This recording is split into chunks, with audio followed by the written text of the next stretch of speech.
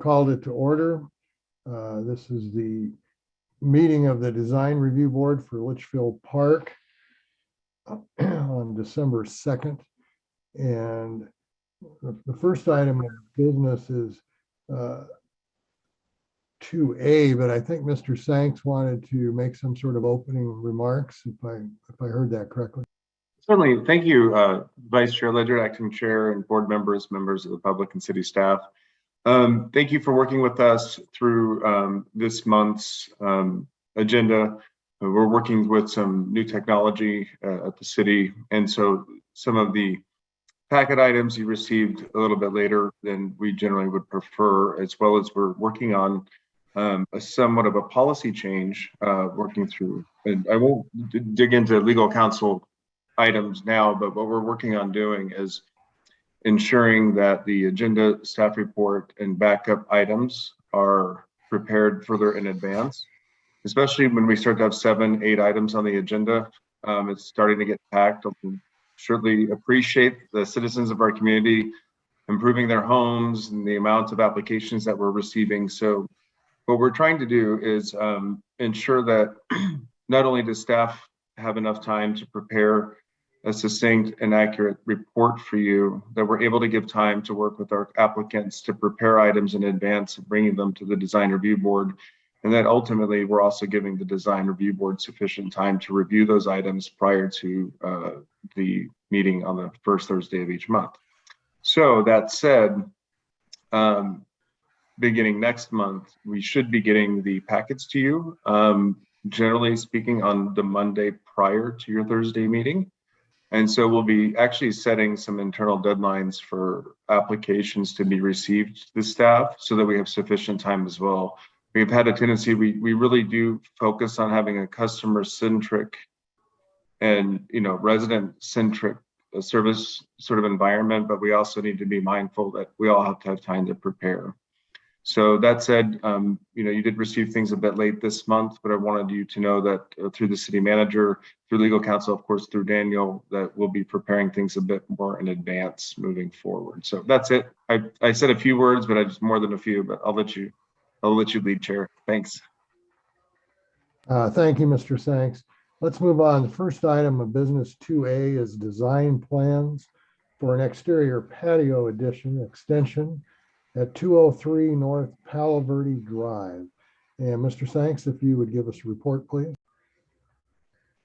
Certainly. Thank you, Chair. And if you don't mind, as I normally do, and for the members of the public that aren't familiar, I'll go ahead and do a share screen of a presentation, and I'll orally present the items to you this evening. One moment. All right, you should be able to see my screen, everybody. Please let me know if you can. So as the chair presented, the design plans for an exterior patio addition extension are proposed for 203 North Palo Verde Drive. The applicant seeking approval from the design review board for a large covered and partially covered trellis structure rear patio looking out over their pool and rear yard. They're also proposing an accordion style door to provide an additional indoor-outdoor flexible space.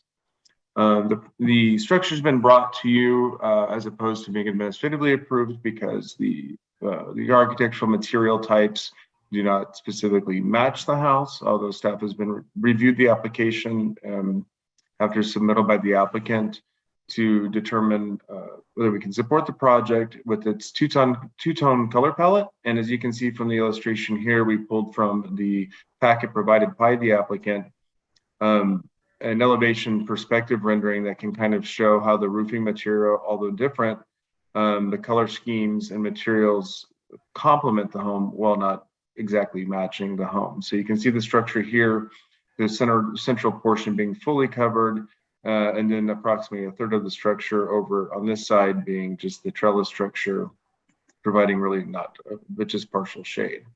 So that said, staff has found that the proposed rear patio addition will provide a more enjoyable rear yard to the area, adding value to the residents and the surrounding neighborhood, and subsequently recommending approval of the application subject to the exhibits provided by the applicant. If the board members would like to view the full packet, I have that as well that I can open up and share.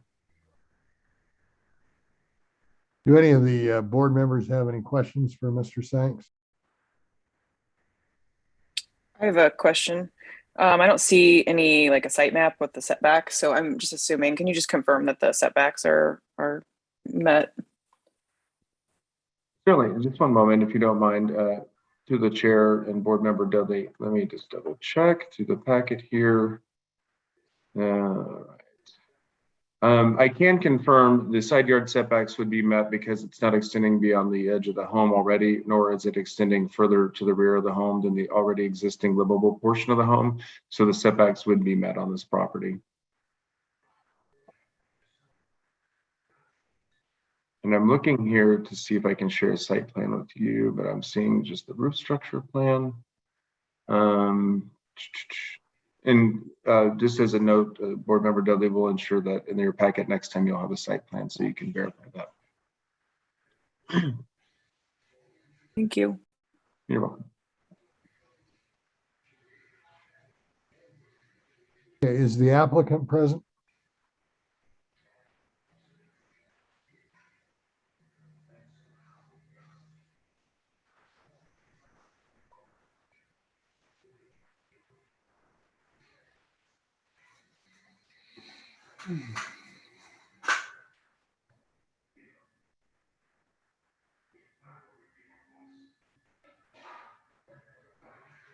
This is Jason with Elite Constructors. I don't know if you can hear me or not. Yes, we can hear you. All right, beautiful.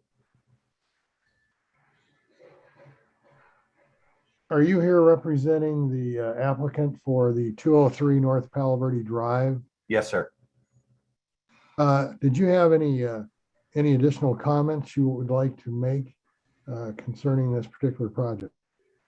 No, other than as far as the setback concern, like Mr. Sank said, we're not extending beyond the existing profile of the roof. We're just running it further to the what would be the west side of the home. So I don't see any concerns with setback issues. Yeah, and if you have any questions for me as far as construction goes or the color matching or anything like that, I'm happy to answer whatever I can.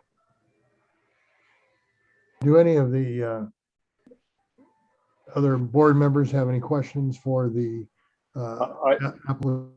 I do, Vice Chair. My Yes. question to the applicant is, I guess I wasn't clear. What type of material are you planning to use?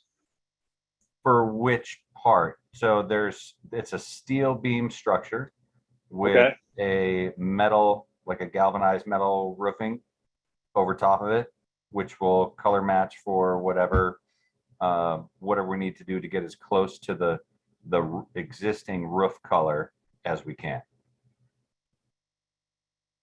Okay, so you're just they're wanting to do something different than the typical shingle or just a flat foam roof. Is that? Yeah, I mean the existing one is kind of falling apart. It's got sprinklers or misters and things like that, which are non-functional, and the electrical is really kind of dodgy. So it's an overall upgrade to the entire rear patio system.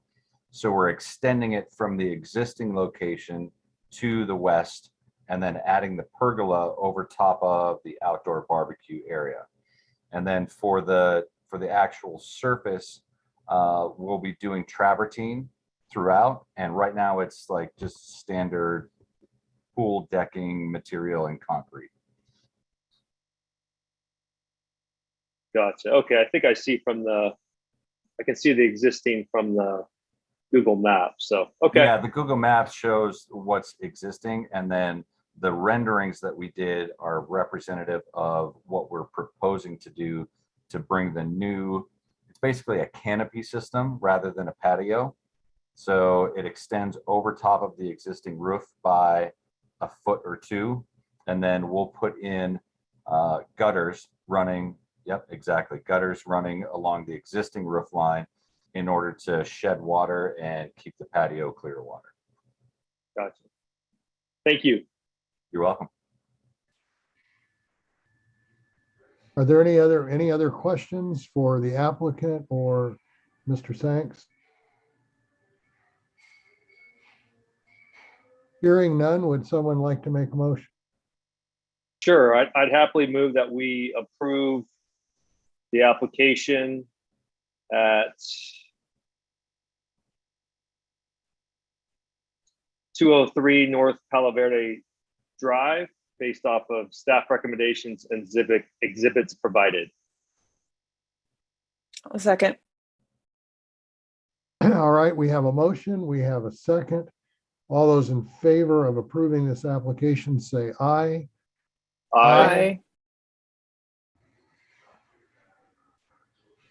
I really No want nays, so carried. to.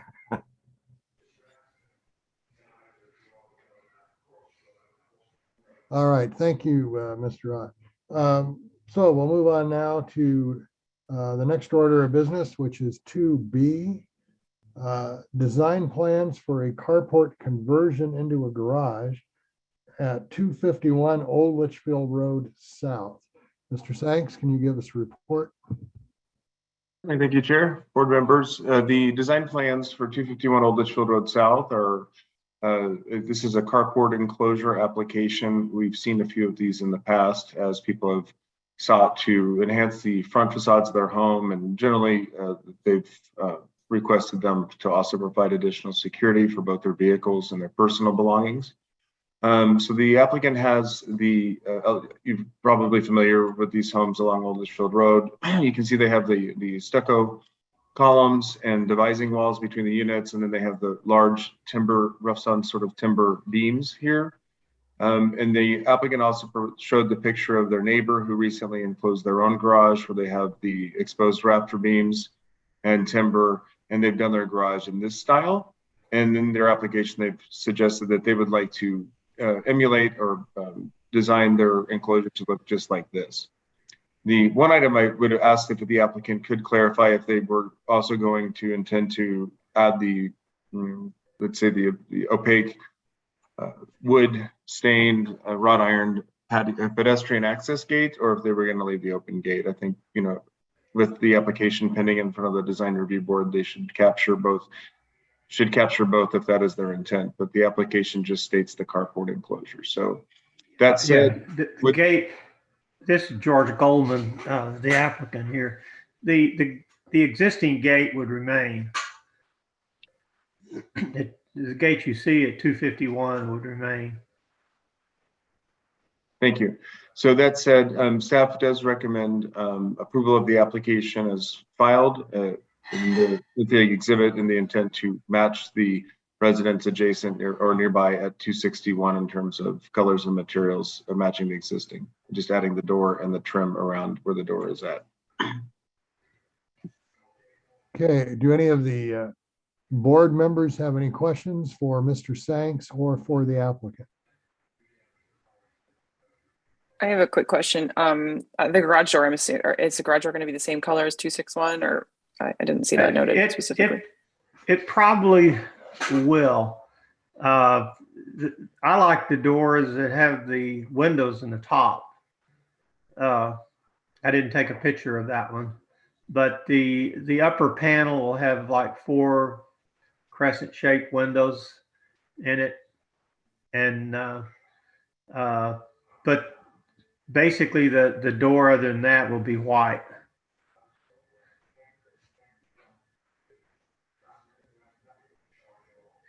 Any additional questions or comments?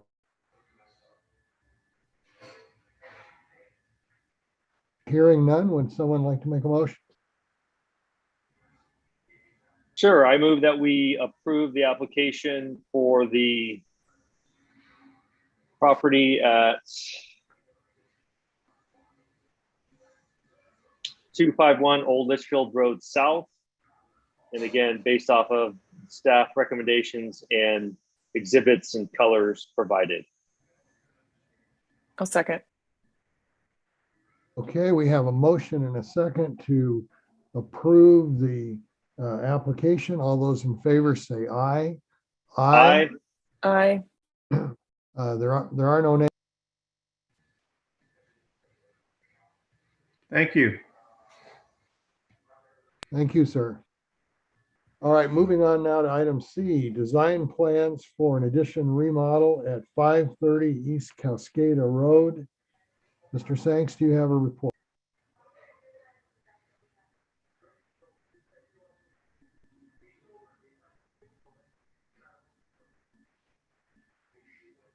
Thank you for waiting. I was looking to unmute and I couldn't find it after I opened up the window. So I started to screen share. I wanted to make sure that you could see the report. You should be able to see the report now. Design plans for the addition remodel for proposed for 530 East Cascada Road. Can you see my page, Chair? You can. Mr. Sanks, I'm seeing what looks like a Google photo of what appears to be maybe a different house, but I'm not. Oh, yep, you're right. I'm sharing the back of their house actually. Okay, here we go. That was, I believe their home. It was just the side view of it. So it's for 530 East Cascada. The current home has an integrated covered rear patio that is tucked under, if you will, the main roof line of the home. And the intention, as we understand it in the application, is to use that space that's under the existing roof line to expand and remodel their kitchen. And so more or less filling in the covered rear patio with an expanded kitchen space. We looked at the, if you saw for a moment the Google photo, you would see that there appears to be a shade structure as well in the rear yard. So even though they're filling in their current covered patio, they do have a shade structure to enjoy their rear yard. So again, this is one of those applications that may or may not be, approved administratively, but when in doubt, it's best to just bring it to the design review board. And so that's why we're bringing it forward to you. As you can see in the snippet provided from the applicant's elevation sheet, the new walls are proposed to be finished and matched with paint to the existing residence. So the colors and materials will blend in and appear to be an integral part of the home. With that said, staff's recommending approval of the application subject to the exhibits provided by the applicant. Is the applicant present tonight?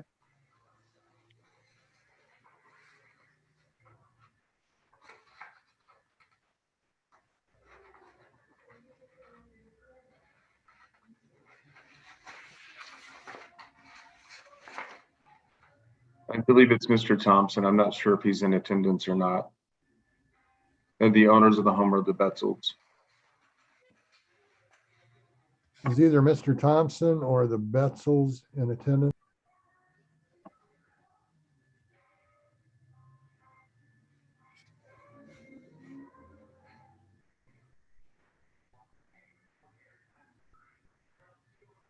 Okay, do any of the board members have any questions of Mr. Sanks or concerns about this particular project? I just quick question, Jason. I wasn't clear. What was your bit of hesitation or to bring it to us, not doing it administratively? I was just curious. Well, there are applications through the court over a period of time, which can be that are deemed something that can be approved administratively. Usually it's items that are perhaps not consequential enough to be brought to the design review board specific for approval, or items that don't have any general concern, like repainting a home. And if you use the color palettes that are approved by the design review board already, you can repaint your home without coming to the board for a repaint. Small walls and things like this. This one is actually not really changing the footprint of the home, since they're enclosing an area under roof already. But since it's kind of right on that line of a home addition, even though it doesn't expand the footprint, we wanted to go ahead and bring it forward for your approval. But there are items, there's lots of small items that can often be approved, for example, by Daniel or by the building department without coming to the board. Got it. I just want to make sure there wasn't any concern or something you had necessarily. And to the chair, thank you, Board Member O'Connor, for clarifying. No, we didn't have a specific concern with this proposed addition.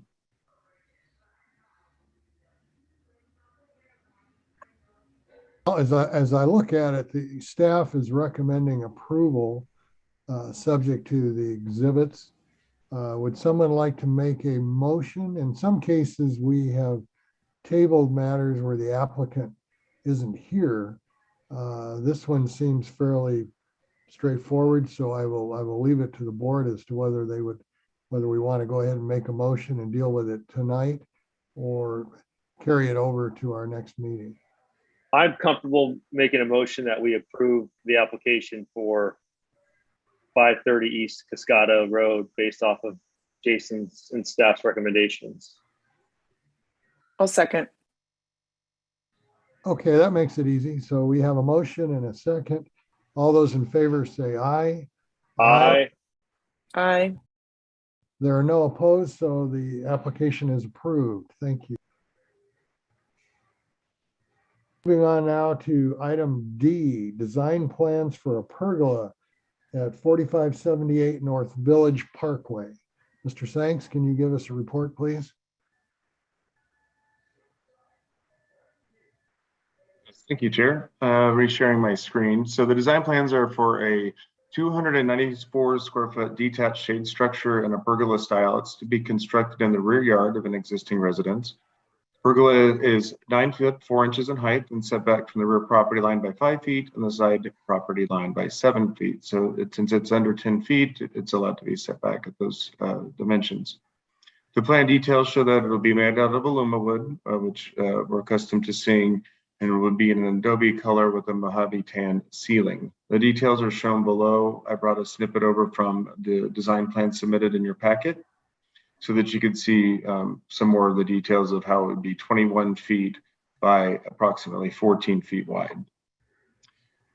We looked at the colors of the aluma wood that are proposed and the generalized colors of the home, and the front of the home actually kind of mimics some of the aluma wood concepts of these columnar style beams atop the stacked stone wainscot and bases of the columns, as well as the exposed rafter tails on the eaves.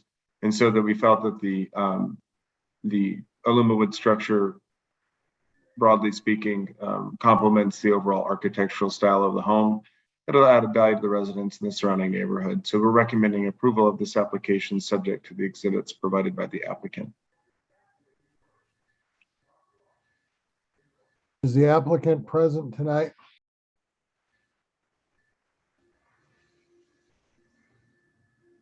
Can you hear me? Yes, sir, we Yes. can hear you. Okay. Could you state your name for our record, please? Yes, sir. My name is Horace Larios with Cool Pergola. Sir, is there anything you'd like to add to any comments you would like to add to what Mr. Sanks had to say about this project? Yeah. H3, and just wanted to make sure that's included there as well. We are installing a fan. Could you repeat what you started with? It kind of, at least on mine, it sort of cut in and out, and I only heard a little bit of it. I'm sorry to interrupt you. Could you go ahead and start over on your comments? Thank you. Okay. Yes, there is also another page that entails electrical work, which is 2 outdoor fans and 4 pan lights in this pergola. So there should be a page 3.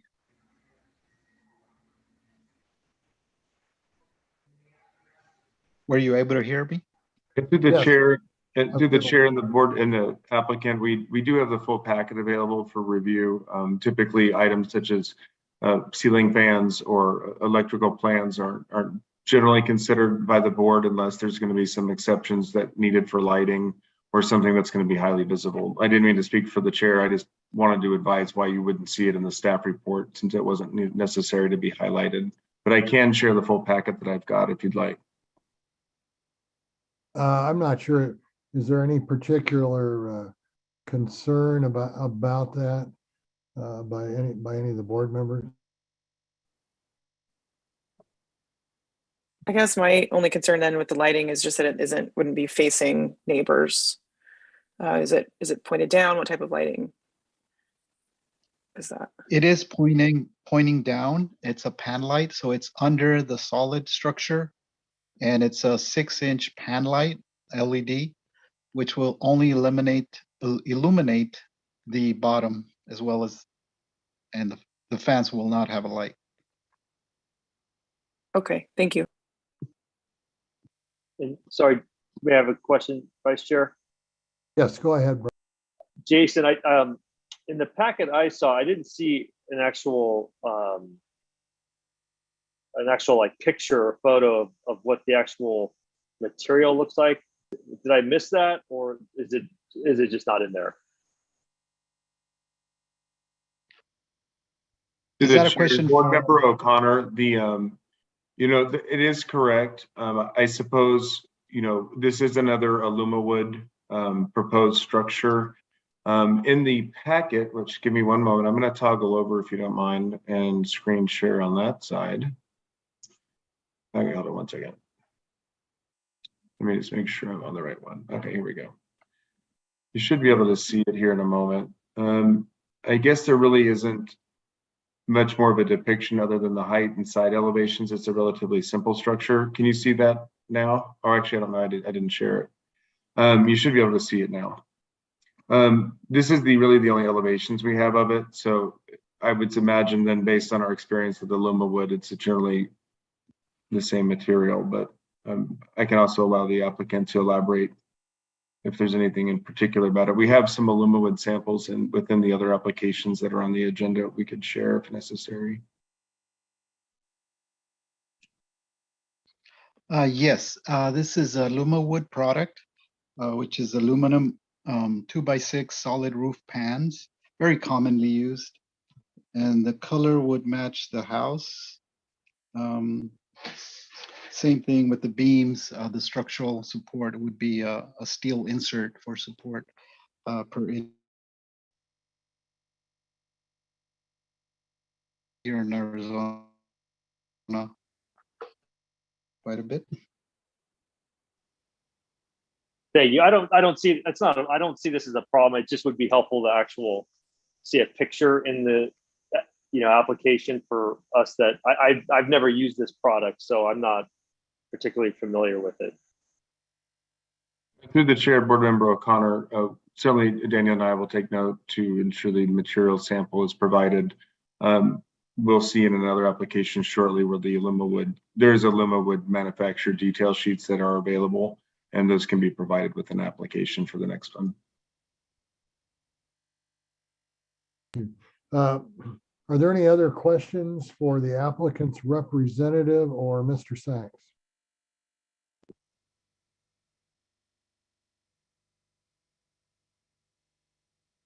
Okay, hearing none.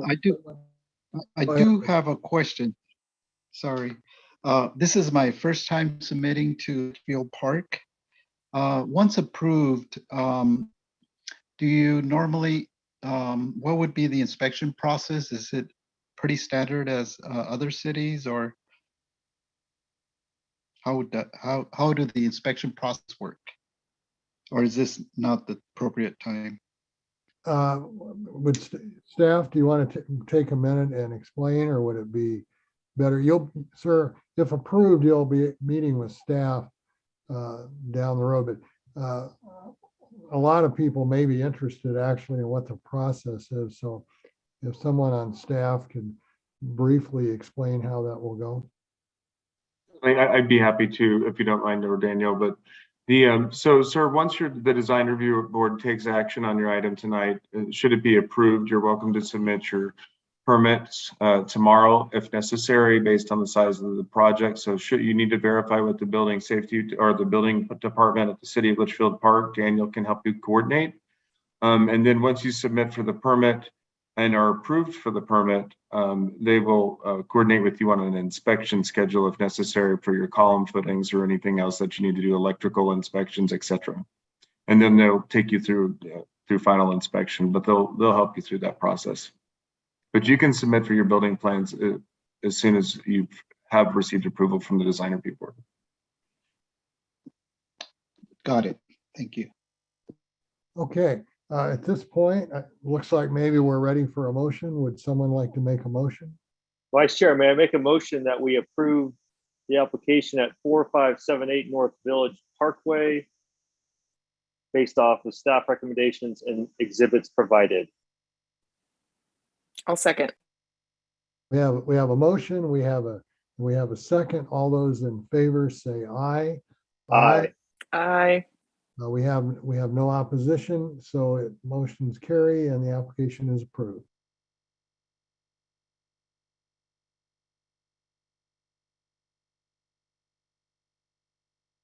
Okay, moving on, we are now at 4679 North Village Parkway, I believe. A remodel proposed. And Mr. Sanks, do you have a report?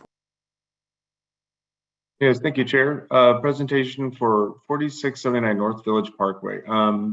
The applicant's looking for approval from the board for design plans to add an attached addition to their existing residence. So in the back, they're going to include a large covered patio, storage, and powder room in their backyard. They've been noted in their application that they further wish to improve the property at a later date to include a swimming pool, but that's not within the application today. The applicant's exhibits indicate that the new stucco roofing material and paint finishes are going to match the main residence.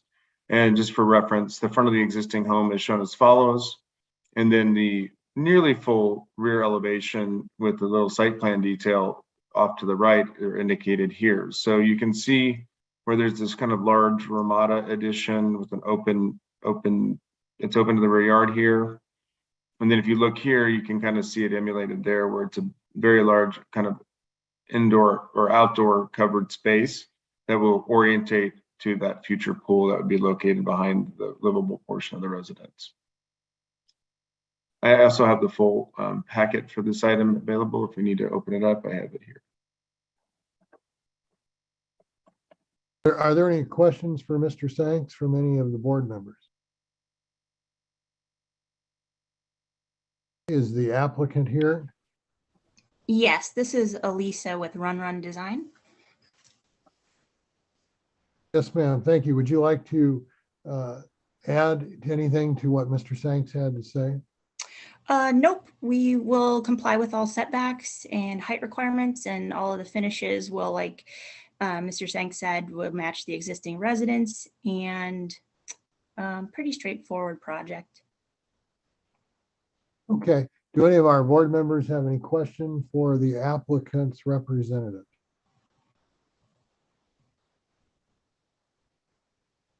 I do have a question for Jason. If that's okay, Vice Chair. Go. Jason, so does this fall under, this is detached, and so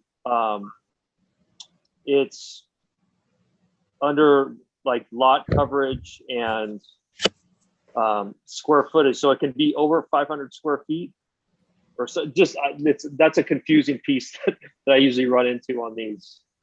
Sure. It is actually attached. Sorry, Board Member O'Connor, and thank you, the applicant, for responding. Because it's attached, we're not dealing with the 500 square foot cap rule. And Okay. If you don't mind, I'm going to go ahead and do a quick screen share. So this may help as well. You can kind of see a little bit better. And if the applicant wishes to elaborate, you should be able to see my screen so you can see how it meets the setback. They have a really large unimproved rear yard right now, as you can tell from the aerial. And so their intention is to extend this back. Of course, the pool's not there yet, but there's that rear setback line that sweeps in, and then it's there, and then it's attached. That's how they were able to add it, by attaching it. And it's attached via like awning, or it's actually like affixed to the house? Sure. Yeah, I was going to suggest the elevation 4.1, one more down probably. So you can see it will be like a solid roof that extends over the breezeway between the two structures, the existing tandem garage and the new Ramada. So it will be fully covered and attached that way.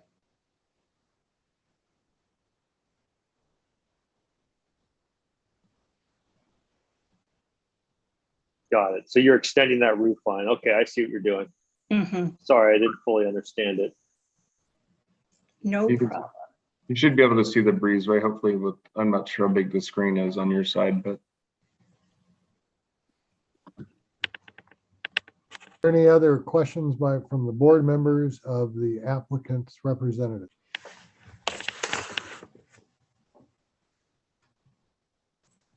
Someone like to make a motion? You want to go, Rachel? I don't want to take. Yeah, all I'll the take a time. turn.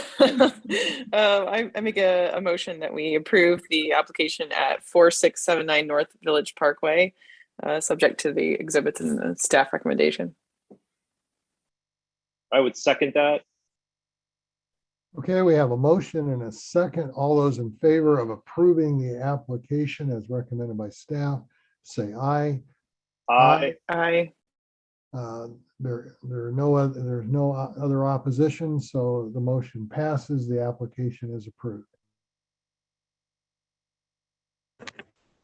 We are now moving on to item F, which is a roof-mounted solar panel installation proposed for 13730 West Bloomington Street. Mr. Sanks, would you give us a report, please? Thank you, Chair. The design plans are for roof-mounted solar installation at 1373 West Bloomington. This is a solar installation on the pitched roof of a relatively what appears to be new residence based on the aerial. The City of Litchfield Park zoning ordinance has specific provisions related to how solar energy collector panels shall be designed, and the intention is to certainly provide for them to be allowed and have solar panels on residences, whether flat roofs or pitched roofs, but there are some design considerations that need to be taken into account. And I know that these are familiar to the board, but for the members of the public and the applicant, there are 4 items that they should be reaching for, and that's one, that they'll be in a flat configuration and be parallel to the roof plane and appear to be an integral part of the building. So far, we understand that that's the case. B, should be configured in a regular quadrangular shape and aligned with the existing roof edges. We'll get to that in a moment. Shall be positioned within the field of the roof plane with a proportional margin of roof between the panel and the roof edges, that as well. And that the surface of a solar energy collector panel should not be more than 10 inches above the surface of the pitched roof. So staff found that A and D had been met. We do have concerns with items B and C. We've been working with the applicant to try to create more quadrangular shapes on the roof planes of the home with the proposed arrays.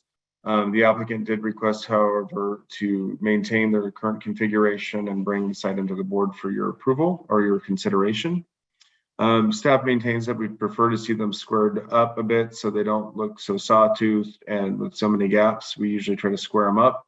Further, it doesn't appear that they're meeting the 18-inch margin that we like to see from the roof edge. The panels appear in this graphic as shown in the red circle to be taken right to the edge of the eave, which would not be permitted under the zoning ordinance. I'm not 100% clear. I don't believe as well from the fire code that they would be allowed to extend to the edge, but I would allow the applicant the opportunity to perhaps clarify, and then the board, of course, ask questions. But staff could be supportive of the application if they were to square things up, respect the 18-inch rule, and if necessary, of course, for reference, we have the 3 standard conditions of approval should that be the direction of the board. I'd be happy to answer questions.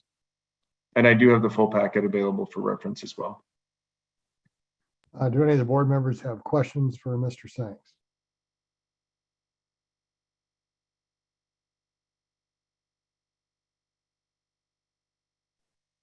Actually, sorry, Vice Chair, I do. I wanted to make sure I understood that correctly, Jason. Did you say you tried to work with the applicant to reconfigure and they wanted to go with as is? Is that? That's correct. Through the chair and board member O'Connor, it's the typical policy or protocol of staff. Daniel worked with the applicant in the initial stage of the application. Many of these, if already in a quadrangular shape and if they're already meeting the criteria, can go be approved administratively and go straight to the building department. But when they don't is when we bring them to the board if there's a concern. And in this case, the request was to make the case to the design review board as submitted, rather than square them up. And again, the concern is the panels having numerous gaps, which we've allowed in the past for roof vents to some level, but we square them up wherever possible. Now, just as a point of reference, this is the front of the property here. And this is the side, the west side, where you have the edges right on the eaves. And then there's just, all these kind of strange kind of gaps. Yeah. No, and I understand why you brought it to us, because I mean, I think we'll all have comments about it's too busy. Like, we have to figure out something. So I wanted to be clear that you mentioned that and they didn't necessarily want to try that yet. Is that? Well, and though speaking directly for Daniel, I did have a conversation with Daniel that the applicant we'd advised the applicant to square things up, and the applicant wasn't willing to do so, or perhaps not able to do so. I'm not certain what the reasoning is. I just know that they wanted to submit as is. Okay. Daniel, feel free to correct me if I'm wrong or not, if I'm correct.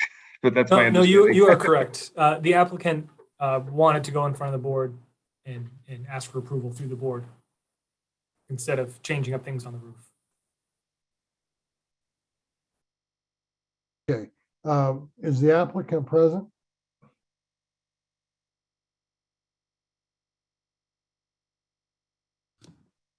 So I believe that is me.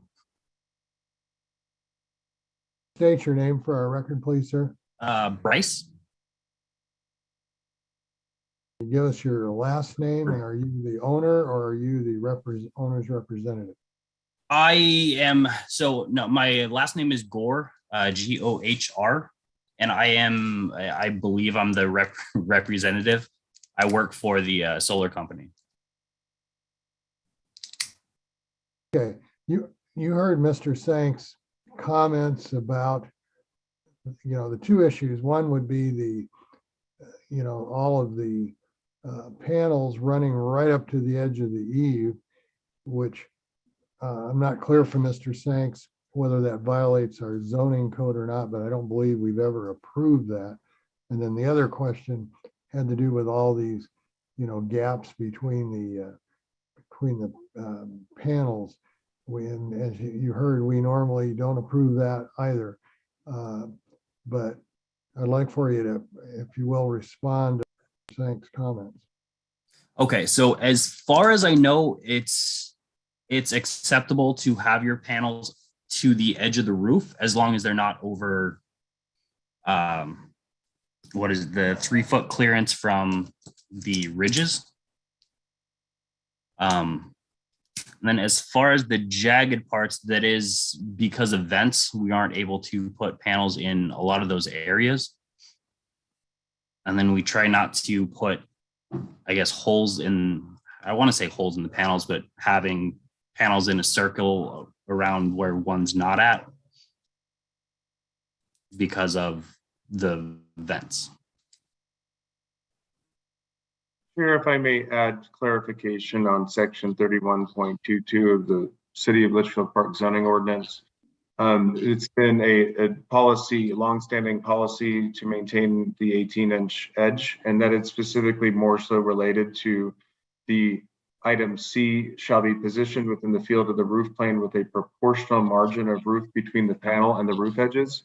And then, as I recall, in regards to fire code and building safety, I believe that's where we got at some level the 18-inch rule. It's been, I'm not certain that I've seen solar panels in the last nearly 7 years all the way to the roof's edge. We usually have them 18 inches back. Okay. It wouldn't meet the proportional edges, the proportional margins criteria of the zoning ordinance. Okay.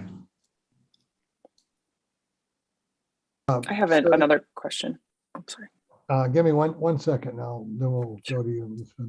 Sir, you mentioned in your, if I heard you correctly, that some of those gaps are where there are vents. Are there some of the gaps that do not have any vents or obstructions?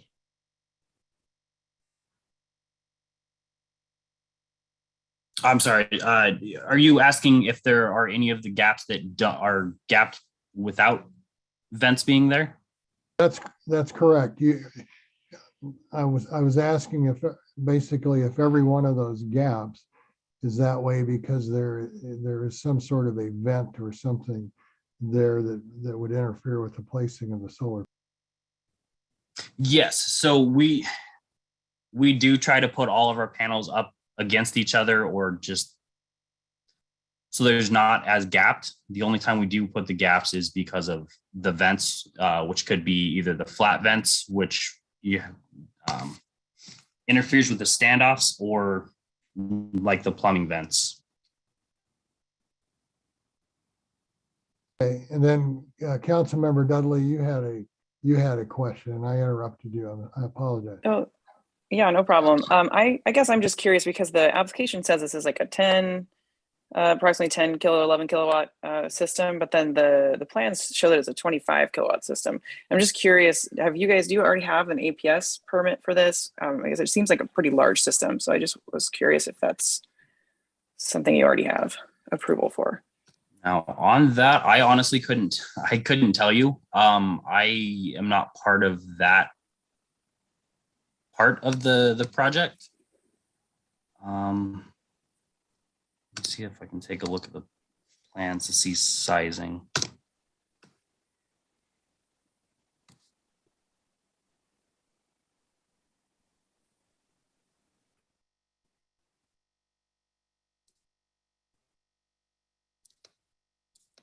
So the only thing I'm seeing is it's a 25 kilowatt DC system that typically doesn't, seeing where they put the AC on there. It says on the first page 18.96 kilowatts AC. Okay, so that would be the sizing, I guess. Okay, so the application says 10.8 kilowatts and does not specify. I'm sorry, that must have been a typo. Okay. So I guess my only concern is if it doesn't meet the APS requirements, if it's too large of a system for APS, then the sizing would have to change anyway. So I don't know. I guess I just wonder if we nitpick the details, but it's not going to be allowed by the utility. It might be a kind of a useless activity. Which makes sense.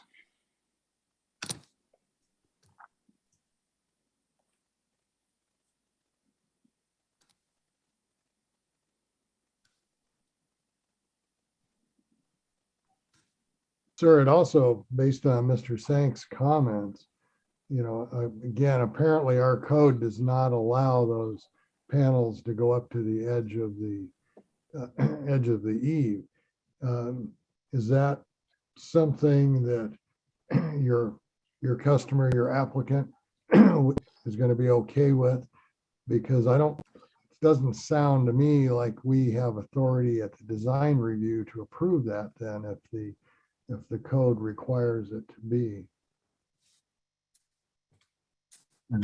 So I haven't actually spoken to the customer. I just kind of got through into this last minute. So I haven't spoken to the customer about that, on whether they would be okay if it's not on the roof line like that. If I may, Chair and board members, from the staff position, based on the information that's been shared tonight, I think from a staff position, and the board, of course, would act on their own, we would recommend that the item be continued so that this item can be further investigated and the solar company could consult with the homeowner and APS further to ensure the application is accurate as necessary, and they have an opportunity to respond to comments, but that would be our position. I would move for such. agree with that, if someone would like to make a motion. Yeah, I would move that we continue it. I'll second. We have a motion and a second to continue this matter to our next regular meeting. All those in favor say aye. Aye. Aye. Any opposed say no. There are no votes, so the matter is now continued to our next regular meeting. Vice Chair, may I add that I would like to see the panels in a format that Jason, that we would be more accustomed to. Yes, and that was my understanding, and that was also part of Okay, why they were going to be meeting with staff. But perfect. Thank you. okay, moving on to, looks like item G, design plans for a pergola at 14857 West Escondido Drive North. Mr. Sanks, do you have a report? Thank you, Chair. Yes, I do. I'll go ahead and share my screen again for 14857 West Escondido Drive North. This is a request for approval for a new 375 square foot detached shade structure and a pergola style for the rear yard of an existing residence. I've got the screenshot of the street view so you can see where that's at. Just a couple concerns we wanted to review, and we'll need the applicant to participate in sharing some additional information.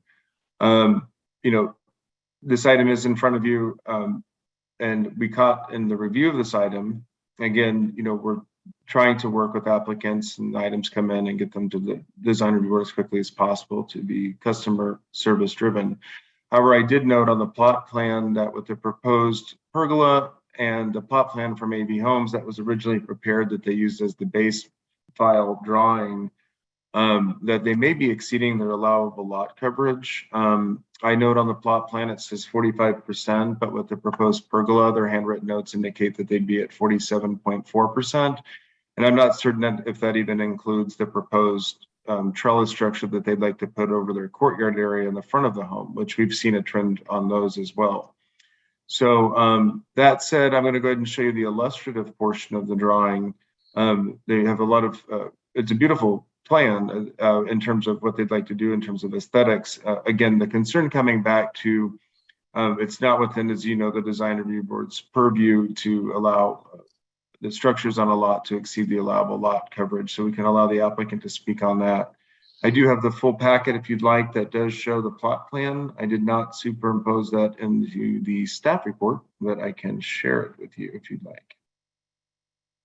So that said, we wouldn't be able to recommend approval until we have assurance that it doesn't exceed code allowances. Otherwise, the design of it in and of itself, we would recommend approval if they can assure us they don't exceed 45% lot coverage.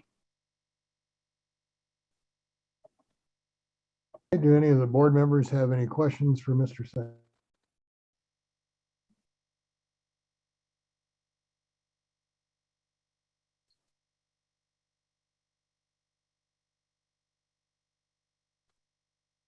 Okay, hearing none. Is the applicant present? I am, sir. Would you care to state your name for the record for us, and then? Yes, it's Michael Salazar. Let me clarify what Mr. Sanks is referring to on the plan from the constructor is that the structure, the house structure, did not exceed 45% of the allowable. And if you look at the Litchfield Park zoning requirements, which I will be happy to provide to Jason or Daniel, the actual lot coverage cannot exceed 50%. So what the constructor was communicating via this plan was that the house proper did not exceed 45%, but for your zoning requirements, you're allowed to go 50%. And that's right straight out of the Litchfield Park zoning requirements. And as far as the observation for covering the front courtyard, that's actually not a cover, it's just a retractable awning. Most of the time it'll be retracted, so it's not another lattice type structure. It's more like a retractable shade screen so that during the summertime we can get some shade to the front of the house, but it's not a permanent cover. So your zoning requirements are 50% of the lot. The structure as proposed gets about 47.5%. That's under 50%. It does meet all of the setbacks and it is less than 500 square feet. I've researched this a lot. And so I can tell you that it does meet all the setback requirements and it does meet the zoning requirements. Thank you, sir. Mr. Sanks, would you care to comment? No, I was just going to suggest that I'm referring specifically to the applicant's exhibit itself, where it notes in the plot plan, which is where you would note the maximum lot coverage.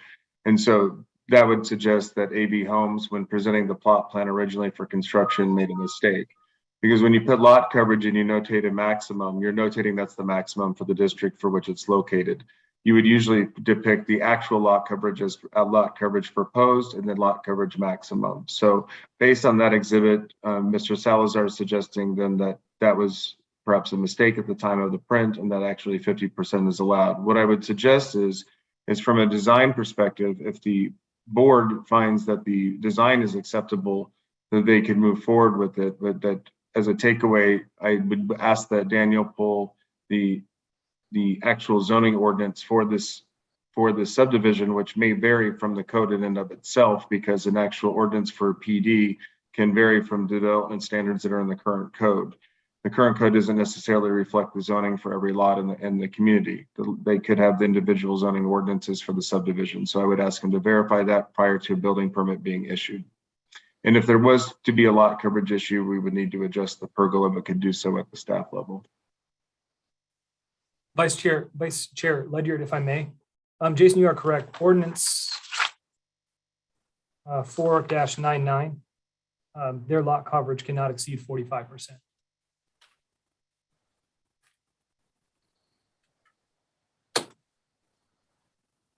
Okay, so I'll put this back to the applicant then. You heard Mr. Sank's suggestion that it needs to be, could possibly be resolved at staff level if the board otherwise would approve the design. Did you have any comments as to that? I'll get with Daniel. We've been working together. He's great to work with. Not that I'm saying that Jason isn't, but I've been working with Daniel. He's a good guy. He deserves a raise, by the way. And then he can explain to me why, or show me where the zoning requirements for this lot is different than where it's zoned. And once I understand that, then we'll make adjustments as necessary through staff, and we'll get it to a condition where they're comfortable with the design.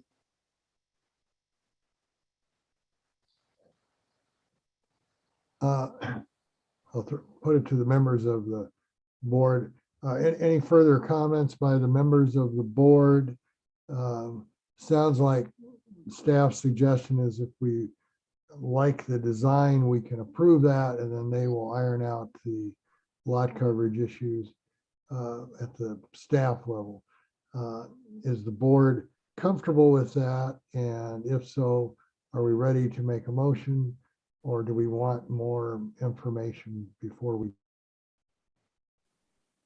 I'd be comfortable making a motion to follow staff recommendation to approve the design at 14857 West Escondido Drive North, and then let the staff iron out the lot coverage at the staff level.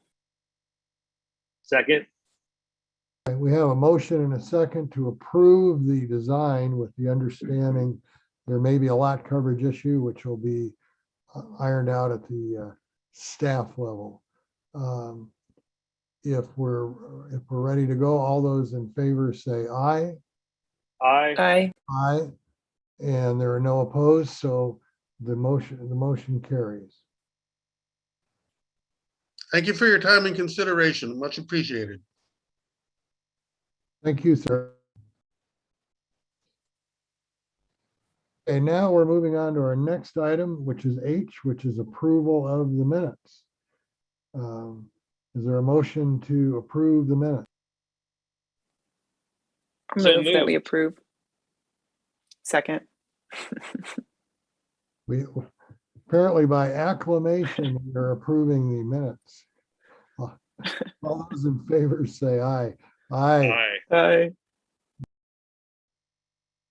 Minutes are approved. Thank you. Staff report on current events is our next item. Thank you, Chair, board members, and thanks for working with Daniel and I through a hefty little agenda. And I think it went quite smoothly. Some updates on current events. Staff has received a design review application for Dysart and Camelback for another dining option. We do have an application pending for Carl's Jr. On the pad that would be east of the AutoZone. I think east of AutoZone, or is it? Yeah, I believe so. And then there would be a spec pad that appears to be drive-through retail, a bright drive-through restaurant next to it. That application is just pending now. They need to subsequently submit a site plan application, but just as a heads up, that may or may not be coming forward to you in the next, approximately 8 weeks. Other than that, I'm not aware of any other large pending items for the board as an update. Daniel, if you have anything else, you feel free to share. Otherwise, that's all I've got. I have nothing at this time.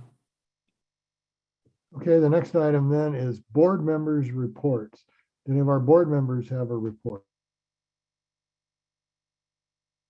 Hearing none, is there a motion to adjourn?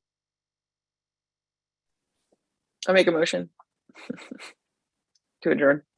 We have a motion to adjourn. I'll second that. All those in favor of adjourning, say aye. Aye. Aye. And with that, we are adjourned. Thank you, everyone. Nice job, Vice Chair. Yes, thank you, sir. Take care, everyone. Have a good night, Thank everyone. you. Bye.